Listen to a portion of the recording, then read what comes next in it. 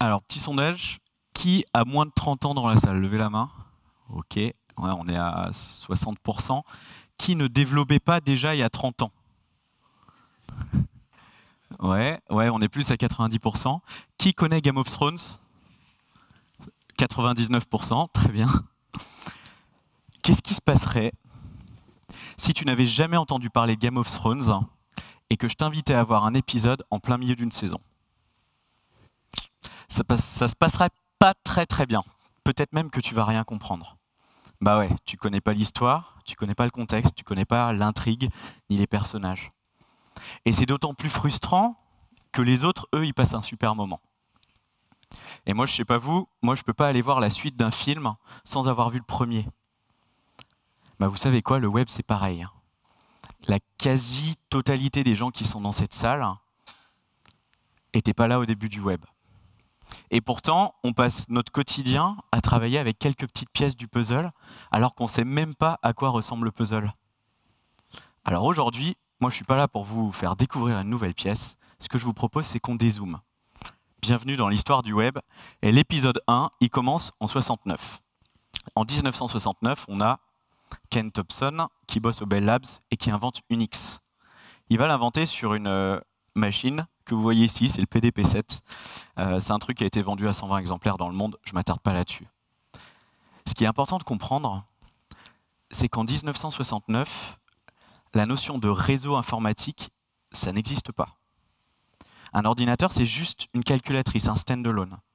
Et ça va changer avec une agence gouvernementale américaine qui s'appelle le DARPA, dont le but va être de financer plein de projets pour la R&D défense. Et parmi les sujets qui les intéressent, on aura un en particulier, c'est la résilience de leur centre de contrôle. Et ils vont créer, en partenariat avec des centres de recherche universitaires, ce truc-là. Ce truc-là, ça ressemble à un frigo, mais en fait, c'est ton premier routeur. Ça s'appelle un IMP, Interface Message Processor. Et en 69, ils vont en installer un à UCLA et un à Stanford. Et ils vont échanger le premier message jamais enregistré entre deux ordinateurs. Pour la petite anecdote, ce message, c'était login, et ça a craché au bout de 2 lettres. Donc le premier message jamais échangé entre deux ordis, c'est l'eau. L'année suivante, on va commencer à connecter quelques autres centres de recherche universitaires sur le territoire américain dans un réseau qui s'appellera ARPANET, qui sera l'ancêtre de l'Internet. C'est aussi à cette époque-là où on va commencer à spécifier des protocoles. En 72, on a l'email, en 73, TCP/IP, et puis après, il y aura d'autres trucs, Token Ring, Ethernet, etc. Sans aller dans les détails, ça c'est le premier disque dur, 1956. Celui-là, il ne rentre pas dans ta poche. Et c'est vraiment représentatif de cette époque. Jusqu'au milieu des années 70, le truc difficile, c'est le hardware. C'est ça le problème intéressant à résoudre. Pourquoi? Parce que notre objectif, c'est de miniaturiser ces ordinateurs qui prennent une salle. Et ces trucs-là, qu'on se le dise, le microprocesseur n'existe pas avant 1971. Et après les années 70, on va pouvoir assembler des composants. Et du coup, les gens vont enfin pouvoir assembler des composants et faire un truc qui tient à peu près sur une table. Et c'est là où on entre dans une nouvelle ère. Jusqu'à ce moment-là, je vous ai mis le Playboy des années 80, Bill Gates, qui va créer une boîte en 75 qui s'appellera Microcomputer Software, qui renommera ensuite en Microsoft. Et en fait, à partir des années 80, vous avez plein de gens qui, dans leur gène, venaient du monde du hardware, qui vont assembler des composants. Sauf que une fois que tu as réussi à bien assembler tous les trucs et que tu appuies sur le bouton, il ne se passe rien en fait. Et c'est à cette époque-là qu'on commence à réaliser que l'ordinateur va arriver dans le grand public. On n'est plus en train de créer des programmes sur carte perforée. On va aller s'adresser à des gens qui sont comme vous et moi, des gens normaux entre guillemets. Et il va falloir qu'on commence à créer de la valeur. C'est pas est-ce que je peux avoir un ordinateur, c'est qu'est-ce que ça va me permettre de faire. Bon, un petit fast-forward. 1989, on est à la frontière franco-suisse au CERN. Et il y a un gars qui est chercheur au CERN qui s'appelle Tim Berners-Lee. Et lui, il se pose la question, il se dit, voilà, en 89, c'est quoi mes moyens de communiquer entre deux ordinateurs? Et il est assez déçu de la réponse. Les emails, les newsgroups, ce genre de trucs. Lui, son rêve, c'est d'être capable de partager de l'information scientifiques, textuelles, et qu'elles soient accessibles de n'importe où dans le monde. Son deuxième rêve, c'est d'imaginer que ces contenus pourraient être liés entre les autres, comme s'ils pouvaient tisser une espèce de toile de connaissances au travers laquelle chaque contenu pourrait être accessible de proche en proche via des liens hypertextes. Ce mec, il va créer les piliers du web. Il va créer l'HTML, le protocole HTTP, et il va créer aussi le premier navigateur web. Le nom de ce premier navigateur, World Wide Web. Vous le voyez à droite, c'est magnifique. Ça avait l'avantage d'être à la fois un browser et un éditeur, et il le développe pour plateforme Next, que vous voyez à gauche. C'est la boîte que Steve Jobs a dirigée quand il s'est fait virer d'Apple. Et jusqu'à fin 92, le web est développé principalement par Tim Berners-Lee et son équipe. Fin 92, il y a 200 sites référencés sur le web. Et ça va changer avec l'arrivée de Mosaic. Mosaic, c'est le premier navigateur grand public. Il est développé par Marc Andreessen, qui est étudiant à l'Université de l'Illinois, pour le centre de recherche rattaché à l'université qui s'appelle le NCSA. Au début des années 90, on a aussi un truc qui arrive sur le marché. Ce sont des fournisseurs d'accès à Internet. Alors en France, ce sera plutôt autour de 94, mais aux États-Unis, on a déjà America Online, AOL, qui va commencer à distribuer des petits disquettes avec 20 heures d'accès gratuit à Internet. Ça y est. En 93, vous avez la capacité de connecter tous les foyers, toutes les entreprises à Internet, et vous avez la capacité d'avoir un lecteur universel accessible de n'importe où sur la planète. Et c'est là qu'Internet explose. Je vous donne ma lecture de comment ça a explosé. Je vous rappelle, Tim Berners-Lee, son objectif, c'était que ça reste un truc de partage de connaissances. Mais c'est pas ça qui s'est passé, en fait. En 93, les entreprises, elles ont compris quelque chose. Comment tu fais de la vente à distance à l'époque? Tu fais du télémarketing, ou, je sais pas, c'est la Redoute, tu as des catalogues, des agences locales et des choses comme ça. Là, pour la première fois dans l'histoire de l'humanité, on vient de créer la plus grande place de marché au monde. On donne la capacité de connecter directement un usager avec n'importe quelle autre entité dans le monde. C'est la ruée sur les noms de domaines. C'est là où les gens commencent à se dire, il y a vraiment un truc à faire avec ça. Et ça va intéresser Jim Clark, qui est un des founders de Silicon Graphics, qui se dit, il y a un truc là avec le web. Il prend un avion, il va en Illinois, et il va dire, tiens Marc, on prend toi et tous tes petits copains là, j'injecte 3 millions dans une boîte, et on va devenir les pionniers du web. Et ils vont créer une entreprise qui va s'appeler Mosaic Communications Corporation. Alors le NCSA, on lui a déjà piqué tous ses développeurs, pas totalement d'accord pour qu'on lui pique aussi son nom de marque. Ils vont donc devoir changer de nom. La légende raconte que pendant le changement de nom, ils ont donné un nom de code à leur projet. Ils l'ont appelé Mozilla, pour Mosaic et Godzilla, parce qu'ils allaient bouffer Mosaic. Et ils vont finir par trouver leur nom. Et ils vont s'appeler Netscape Communications Corporation. Ils sortent leur première version, je crois, le 31 décembre 93, vous la voyez en haut à gauche, la 0.9, et un an plus tard, la version 1.0 en décembre 94. Et en un an, il s'est passé 65 millions d'utilisateurs. Pour l'époque, c'est le genre de traction qui n'existe pas. Peut-être Doom, mais bon. Et du coup, en fait, Netscape va être propulsé comme étant identifié être le pionnier du web. À cette époque-là, tu ne surfes pas sur le web, tu surfes sur Netscape. C'est ce qu'ils ont réussi à faire. Dans la photo, il y a une personne qui manque, non? Microsoft. Microsoft, il se réveille 2 ans après en disant on a peut-être laissé passer un petit truc là. Il envoie un mail très célèbre qui s'appelle The Internet Tidal Wave. Je vous donne juste ma lecture de ce que ça veut dire. La stratégie de Microsoft avait toujours été qui contrôle la plateforme, contrôle le monde. Et là, devant leurs yeux, une petite bande de pecnos venait d'aller créer une plateforme dans la plateforme. Et ils n'avaient plus du tout accès à ce qu'ils voulaient faire. Alors du coup, ça va commencer à chauffer. Ils vont aller chez Spyglass, qui était l'antenne commerciale du NCSA, ils vont acheter une licence d'utilisation de Mosaic, et ils vont capitaliser dessus pour créer Internet Explorer. Ils vont le sortir en août 95. J'ai vraiment les images d'époque, hein, je suis désolé pour pour les trucs. Et ils vont le distribuer exclusivement avec un kit d'extension Windows Microsoft Plus. Alors c'était un truc hyper cool, c'était un ensemble de disquettes où tu avais des curseurs, des thèmes, des écrans de veille et un navigateur. Donc qu'on soit clair, Internet Explorer 1.0, tout le monde s'en fout. Tout le monde. Par contre, Netscape, ils vont se dire « Ah ouais, là, ça commence à chauffer ». Donc, en 95, ils vont commencer à chercher tous les types de partenariats possibles, à faire le plus de features possibles dans leur navigateur. On est bien d'accord, ils vont pas attendre de standardiser les trucs. Hein. HTML 3.0, tiens, on va ajouter les gifs animés, ça a l'air drôle. Tiens, Java, allez hop, on va intégrer l'applet. JavaScript, on va créer un petit truc, on va le mettre dedans, ça va être top. Ils vont aussi trouver leur modèle commercial. Hein. Ils vont appeler ça Netscape Navigator. Ce sera le nom de leur browser. Et ils auront une suite logicielle aussi, serveur, etc. Comment est-ce qu'on vend leur logiciel? Soit vous l'achetez dans une boîte, soit ils allaient voir les constructeurs pour les vendre en OEM, pour tous les nouveaux ordinateurs. Et c'est comme ça que Netscape gagne sa vie. Et mine de rien, ça marche bien. C'est-à-dire qu'à cette époque-là, il y a plein de gens qui ont le Netscape Now sur leur site, parce que Microsoft mettra 1 an et demi avant de rattraper son retard. Tu as des sites qui ne fonctionnent que sous Netscape. Le 7 décembre 1995, Bill Gates fait une conférence de presse dans laquelle il annonce que Microsoft va tout faire pour devenir le pionnier du web. En dessous, qu'est-ce que c'est? C'est une déclaration de guerre ouverte à Netscape.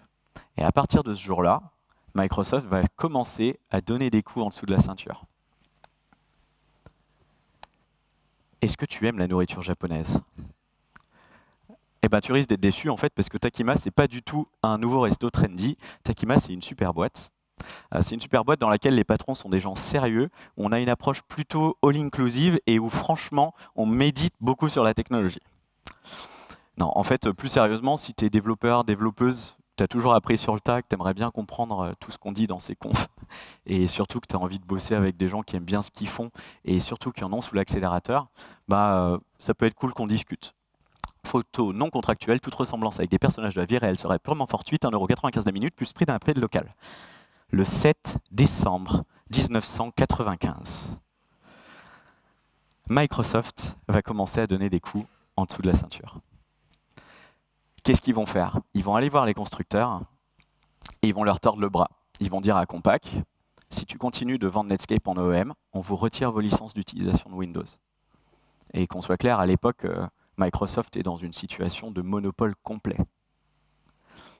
La deuxième chose qu'ils vont faire, c'est qu'en 96, la dernière édition de Windows 95 sera arrivée avec Internet Explorer déjà installé et gratuitement.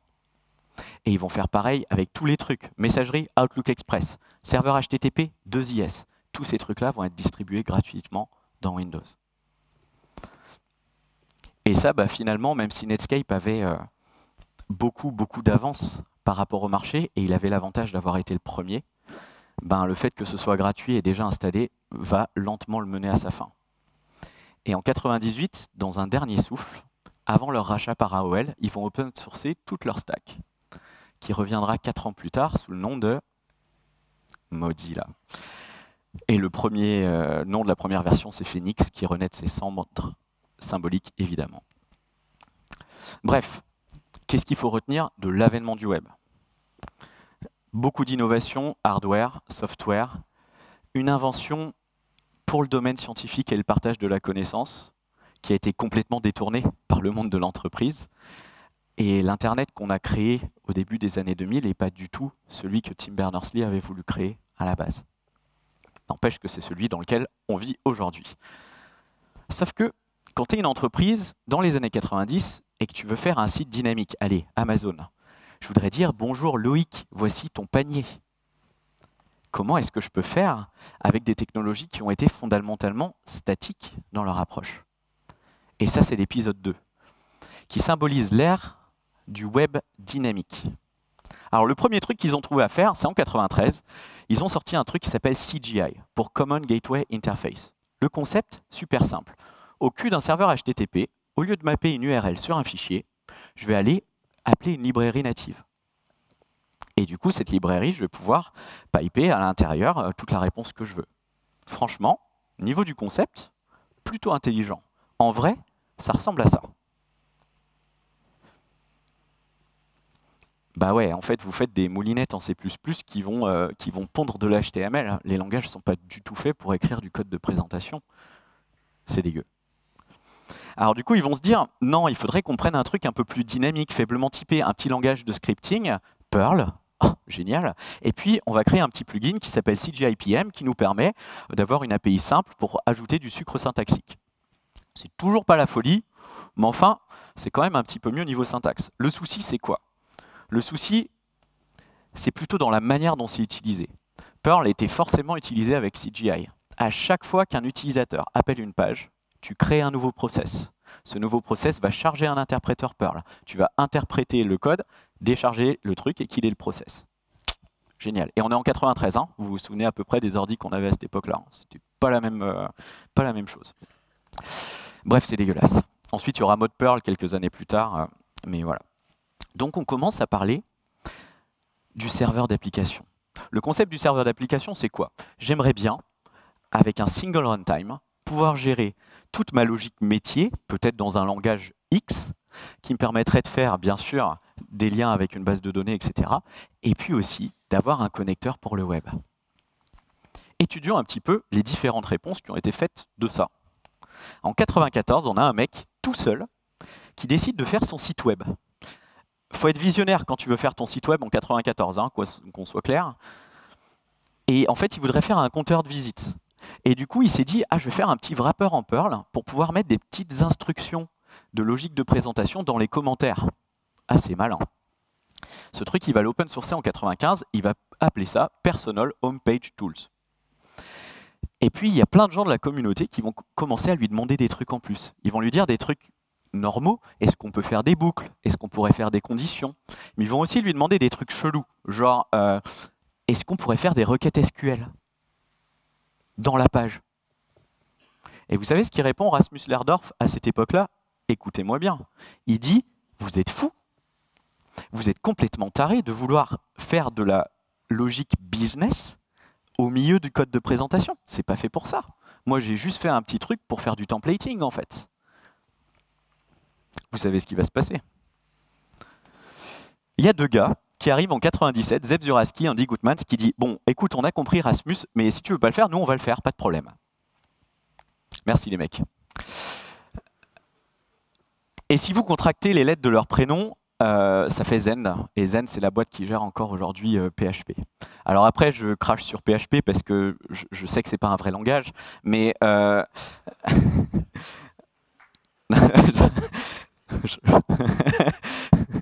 Mais qu'on soit clair, il faut rendre à César ce qui est à César. Sans PHP, dans le paysage du monde open source, le web aura une tête complètement différente aujourd'hui. Et ça permet de faire des choses incroyables avec très très peu de compétences. C'est un avantage et un inconvénient. Mais le web aura une tête différente si PHP n'avait pas existé. Côté Microsoft, bah eux, ma foi, ils ont attendu un petit peu plus, mais ils ont fait les choses bien. Eux, ils se sont dit, bon, on va créer 2IS, c'est notre serveur web, et puis on va créer des templates qu'on appellera Active Server Pages, et on pourra mettre des scriptlets au milieu des pages, juste pour faire du templating. Et derrière, on aura aussi une couche com qui nous permet de communiquer avec le vrai back-end, qui lui est écrit en C++. Ces trucs-là, en fait, c'est plutôt bien fait. Ils ont séparé les concerns, ils ont mis des langages différents pour la présentation et pour la business logic. Le seul problème, c'est que c'est du C++. Plus tard, qu'est-ce qu'ils vont faire? Ça va être les briques de ce qui deviendra le framework.NET après. Ce qu'ils vont changer, c'est juste la partie à gauche, en fait. C'est qu'ils vont créer un autre langage où on n'a plus de gestion manuelle de la mémoire. Ils vont créer le C#, qui est ni plus ni moins qu'une réponse à Java. En parlant du loup. Alors, Java, qu'on soit clair, quand ils sortent en 95, leur but, c'est pas le web. Java, ça a été créé pour ça. J'adore cette photo de James Gosling, qui c'était dans une vidéo où il présente le Star 7, qui était un prototype chez Sun Microsystems. Java, ça s'appelait Hawk avant. L'objectif de cette plateforme était de pouvoir faire de l'embarqué, du portatif. Quand ils sortent en 95, Sun sent qu'il y a bien une petite vague sur laquelle surfer en plus, et ça s'appelle le web. Hein. Et donc, ils vont faire des applets, mais ça n'a jamais été leur première cible, en fait. Et du coup, ils vont vouloir surfer dessus quand même. Le souci, c'est quoi? C'est que Sun Microsystems, ils vont passer leur temps à développer leur langage. Et c'est le cas de beaucoup d'éditeurs. Hein. C'est des gens qui vont essayer de provoquer de plus en plus d'engouement, et il y en avait autour de l'écosystème Java. Le seul souci, c'est qu'ils vont passer plus de temps à spécifier qu'à commercialiser.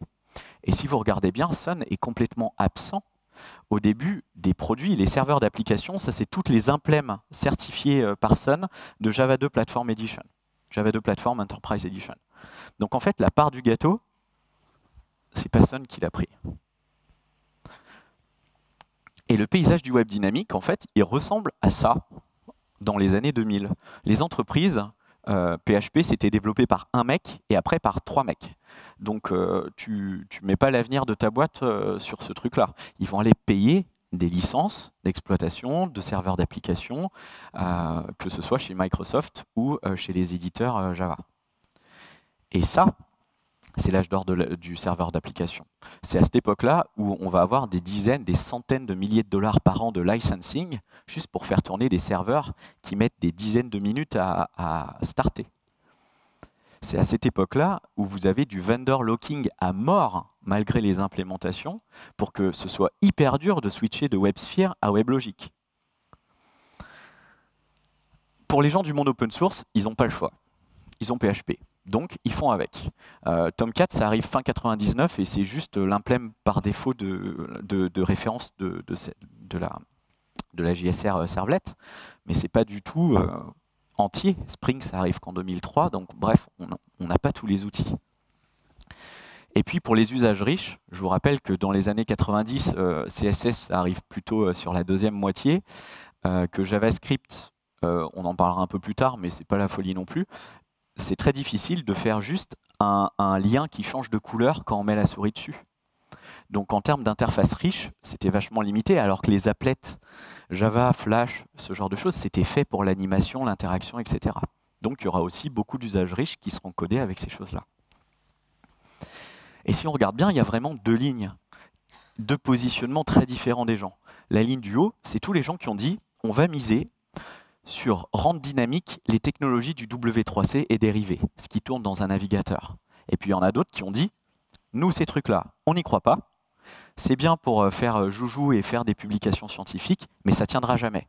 Il faut des vrais trucs beaucoup plus riches, faits pour ça, des applets, et il y en a d'autres qui vont miser là-dessus.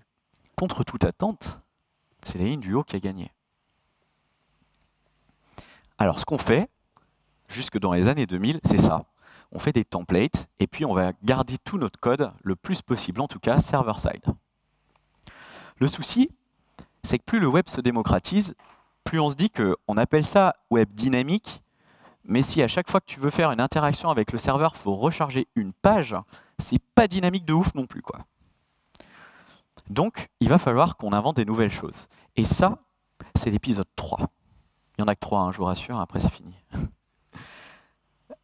L'épisode 3, c'est la montée du JS.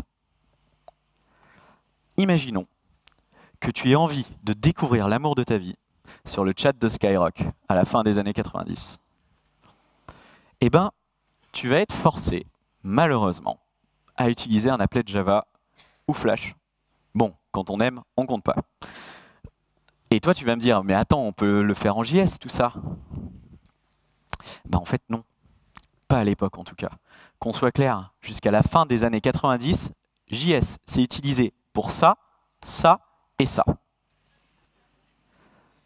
C'est un langage qui est buggé, dont l'interpréteur est ultra lent, qui a plein de failles de sécurité et qui a été implémenté de manière complètement différente d'un navigateur à l'autre. Alors, il n'y a personne de sain d'esprit et de sobre qui utilise JavaScript à la fin des années 90. Et vous allez me dire, mais pourquoi ça existe ce truc du coup? Pourquoi est-ce qu'ils ont fait ça? Franchement, l'histoire est passionnante, mais si je fais ça, on va y passer la matinée. Sachez juste que ça a commencé chez Netscape. À ce moment-là où ils cherchaient à ajouter des trucs à leur navigateur. Et ils se sont dit, ce serait cool d'avoir un petit langage, mais vraiment un truc pour les noobs, très très simple, qu'on pourrait utiliser côté client, mais aussi pourquoi pas côté serveur. Et ils ont créé un truc qui s'appelle Mocha, En fait, ils l'ont renommé LiveScript parce qu'ils voulaient que ça ressemble à Java en termes de syntaxe, mais c'était un peu trop obvious. Et aussi, il y a un truc qui s'est passé, c'est que LiveScript, ils l'ont préparé mi-95, et à ce moment-là, Netscape cherchait aussi à créer de plus de partenariats possibles. Et ils ont trouvé un truc en commun avec Sun, c'est que tous les deux détestaient Microsoft. Et du coup, l'ennemi de mon ennemi est mon ami. Sun, lui, il voulait que Netscape implémente leur applet Java dans le navigateur. Ça leur permettait d'explorer à leur manière le web. Netscape, eux, ils trouvaient en Sun un grand acteur du marché avec un portefeuille de contacts très grand qui leur permettrait d'étendre un peu leur hégémonie côté serveur. Dans les négos, Sun a dit à Netscape, OK, on avance. Par contre, ton petit truc LiveScript, là, tu le kills, on n'en veut pas. Et Netscape, ils disent, en fait, je suis désolé, mais si vous voulez que ce soit dans la prochaine version du navigateur, on n'a pas le choix. Donc on va le garder, ce truc. Mais vous inquiétez pas. En vrai, LiveScript, vous pouvez voir ça plus comme un petit compagnon, un complément de Java côté client. C'est pas fait pour les mêmes gens, en fait. Le Java, c'est un truc compliqué pour les vrais pros qui codent. Le JavaScript, c'est vraiment pour les noobs, pour faire 2-3 trucs, quoi. Et qu'est-ce qu'ils ont fait, ces cons? Eh ben, ils ont fait ça. Netscape et Sun annoncent le 4 décembre 95 la sortie de JavaScript, le petit compagnon de Java dans le navigateur, alors que ça n'a rien à voir. Et les mecs vont appeler ça voilà, le Open Cross-Platform Object Scripting Language for Enterprise Network and the Internet. Franchement, alors je vous invite à lire l'article, la press release de l'époque, qui est incroyable. C'est du bullshit du début à la fin. Vraiment, j'aurais même voulu le lire. Je vous ai plutôt mis un lien parce que franchement, c'est de l'art. Prenez quelques minutes pour le regarder. Ce sera une bonne tranche de marade. Ne laissez jamais des journalistes qui ne comprennent rien à la tech écrire vos press releases, d'accord? Mais bref, JavaScript est sorti. Et comme tout ce que fait Netscape à l'époque, Microsoft, qu'est-ce qu'il fait? Il fait la même chose. Donc, quand Netscape implémente les cookies, Microsoft implémente les cookies. Quand Netscape sort JavaScript, Microsoft fait un reverse engineering, change plein d'API au passage et appelle ça JScript. Et à ce moment-là, Netscape va se dire bon, si je veux garder un peu la parenté de ce truc, il va falloir que j'aille le faire standardiser quand même. Ils vont toquer chez le W3C, qui n'attendait qu'une bonne raison de pouvoir dire fuck à Netscape, parce que bon, W3C, il dit on va prendre le temps, on va faire un web pour diffuser de la connaissance, etc. Netscape, il dit fuck les standards, nous on avance, on va mettre les gifs, les images, les trucs comme ça, enfin bref, impossible de se faire standardiser. Et ils se sont fait retoquer plusieurs fois. Ils ont fini par trouver une association au fin fond du trou du cul de la Suisse qui s'appelle l'ECMA International et qui a dit allez, nous on va te le faire, ta standardisation. Et ils vont créer un draft qui s'appelle l'ECMA 262, un comité, TC39, et puis ils ont donné un petit nom au draft qui s'appellerait ECMAScript, et vu qu'ils étaient hyper créatifs, ils ont gardé le nom. Voilà, ES, merci les gars, super. Revenons à nos moutons. ECMAScript est sorti, et je peux t'annoncer que enfin, tu pourras rencontrer l'amour de ta vie en JavaScript à partir de 2002, avec Ajax. Ajax, ce sera implémenté un tout petit peu plus tôt, bien sûr, dans les différents navigateurs, mais à partir de 2002, ça arrive dans ECMAScript. C'est quoi? C'est un client web, un client HTTP en JavaScript. Et ça nous permet de commencer à aller rafraîchir des petites bouts de page, manipuler les DOM. C'est quand même assez chiant, hein. Vous voyez que là, c'est if navigateur égale machin, bref, pas ouf. Mais on commence à l'utiliser, parce qu'on n'a pas le choix.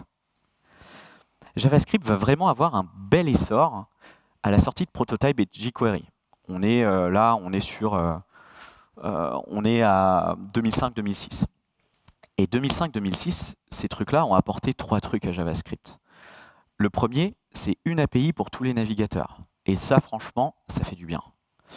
La deuxième chose, c'est une facilité à manipuler le DOM. Et la troisième, c'est une facilité à faire des appels en Ajax. Donc, cette fois, je peux appeler mes API XML en beaucoup moins de lignes. On commence à utiliser de plus en plus JavaScript. Et du coup, on commence à changer nos architectures. Nous qui mettions tout côté serveur, on commence à se dire, finalement, je vais commencer à mettre un peu de business côté script. Si je dois aller chercher des données, il faut aussi que j'expose des API. Donc, il va falloir que je recrée des API XML. Et puis après, on va commencer à se poser plein d'autres questions.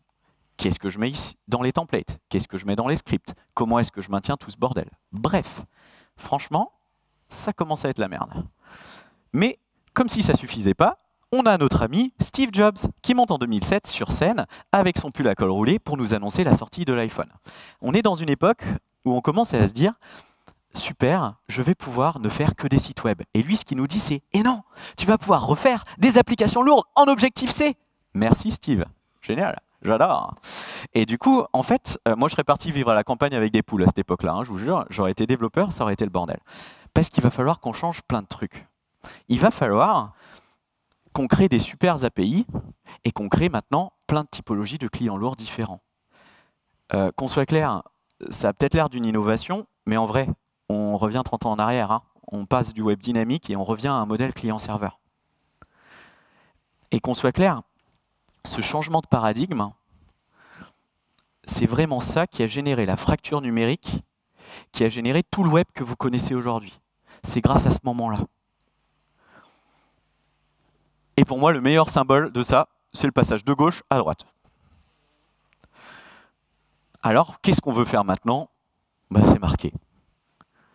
On veut exposer des API, les consommer par des clients lourds, dans un navigateur, et puis on veut du responsive design. Je ne sais pas s'il y en a parmi vous qui ont eu les premiers iPhones. Vous alliez sur n'importe quel site, c'était écrit en tout petit. Il fallait zoomer comme un malade. Le responsive design, ça n'existait pas. Alors vous allez me dire, ok, vas-y, je suis chaud. 2008, c'est parti, on y va. Je vais faire des applis lourdes dans le navigateur. Vas-y, donne-moi, balance-moi les libs. Vas-y mec, HTML4, CSS2, jQuery, bon courage. Moi, sur un truc comme ça, je te dis, tu vas bouffer chez toi des chocolats devant Bridget Jones, tu t'en sortiras beaucoup mieux que ça. Et ouais, on manque de technologie.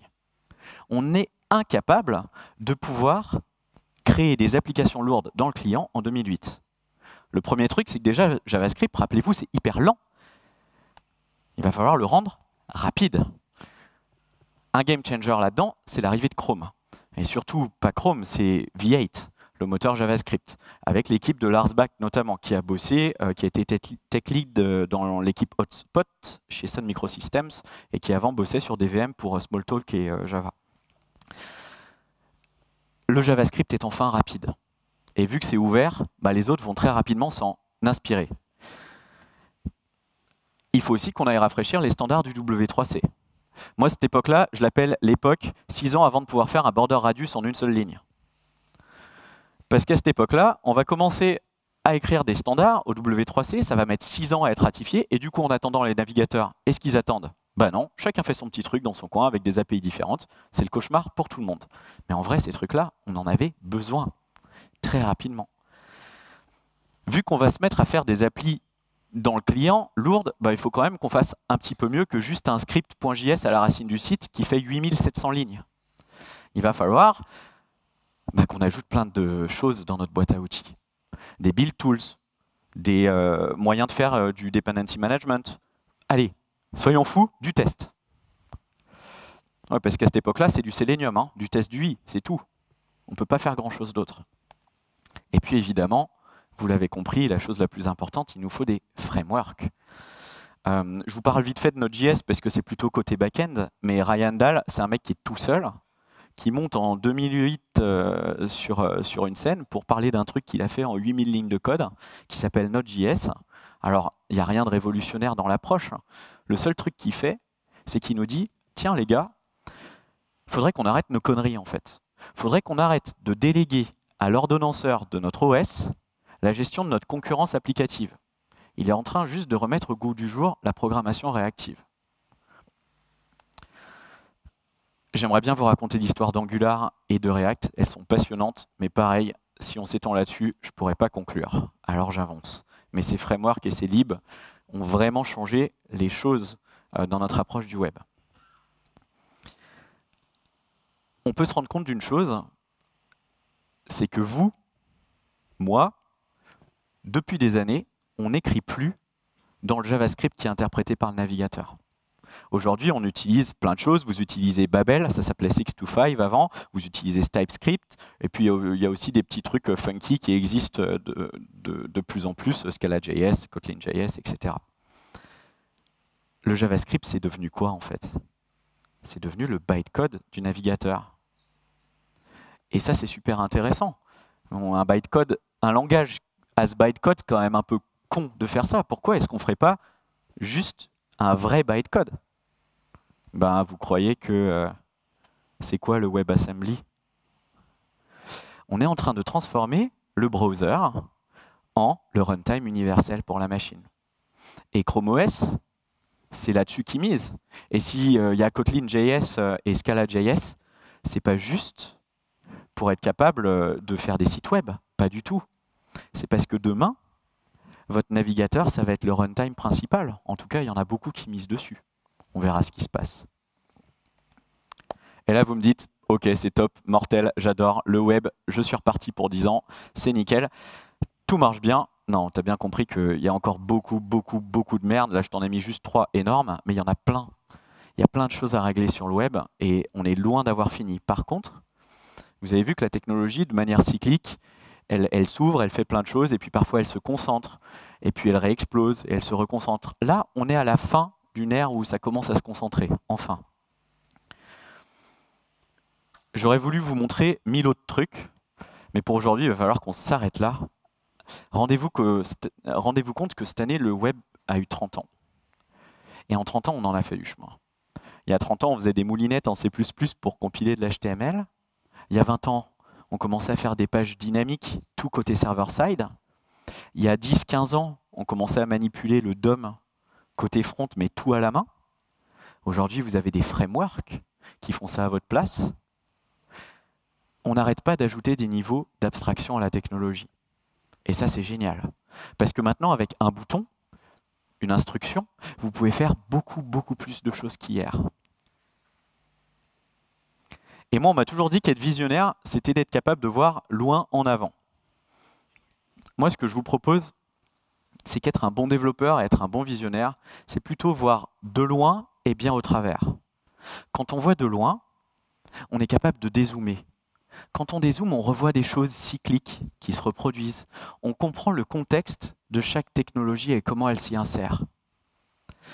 Quand on voit à travers, on est capable de comprendre comment ça marche derrière. Et ça nous permet d'avoir une appréhension qui est complètement différente de la technologie. Et ça, c'est d'autant plus important qu'aujourd'hui, nos métiers sont complètement transformés. On nous demande d'être de plus en plus polyglotte, hein, le mythe du développeur full stack, vous le connaissez aussi, autant que moi. Et le souci avec cette approche, c'est que on se met à picorer de la technologie. Aujourd'hui, la plupart des gens qui commencent, parce qu'on n'apprend pas ça à l'école, mais on fait des gens qui sont des consommateurs de framework. Ça fait des trucs magiques, on ne sait pas comment ça marche derrière.